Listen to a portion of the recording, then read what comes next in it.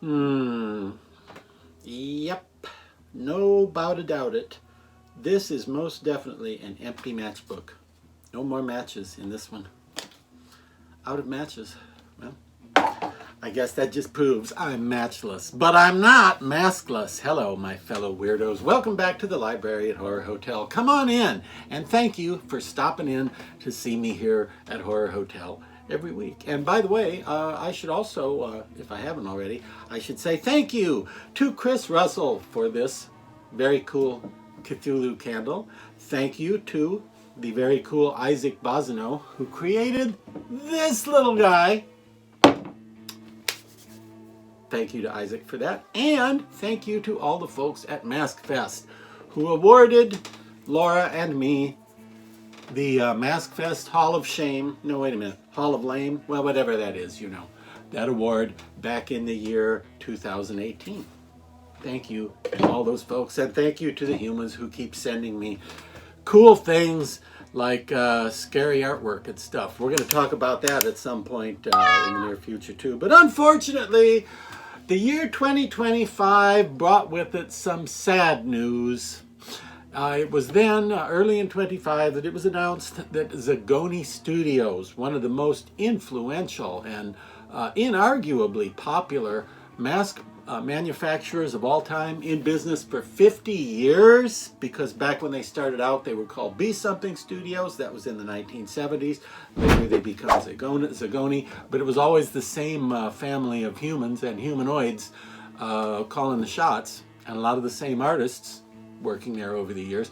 It was in early 25 that Zagone's announced they were closing their doors and they were not going to be able to produce masks anymore. But sad as that is, we still have all their wonderful, wonderful masks to enjoy and celebrate. And one that you might have missed because it was only available for a short time.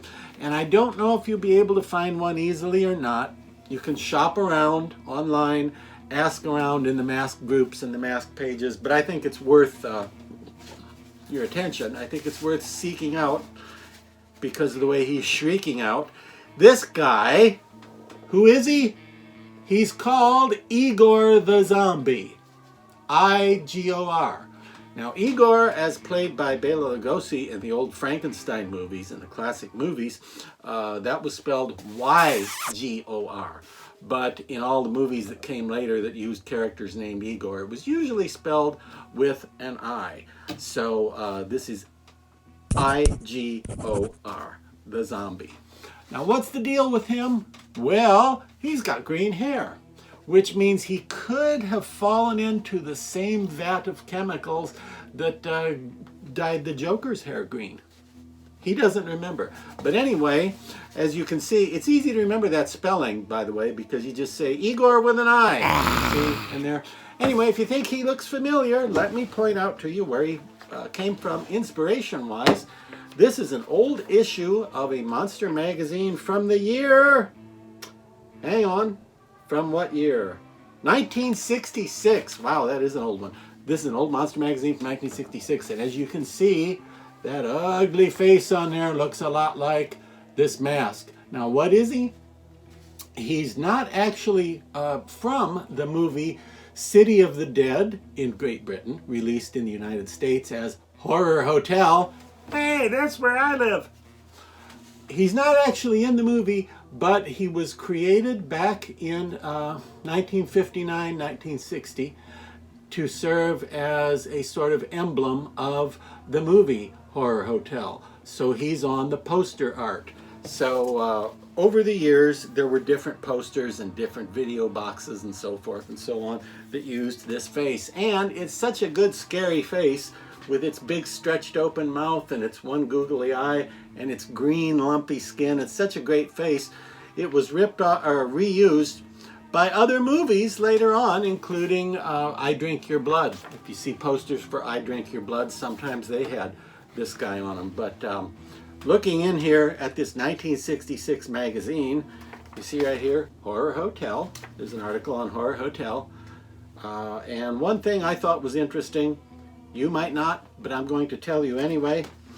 Not only does this particular issue, number 40, Famous Monsters of Filmland number 40 from 1966. Not only does this particular magazine feature Igor the Zombie on the cover, but purely by coincidence, it has in here on page 24, down at the bottom, you see that ugly thing? That guy is a version of the mask that would be released by Trick or Treat Studios in 2024/25, the Teenage Monster. There happens to be a picture of that rare mask in the same magazine as, okay, where were we?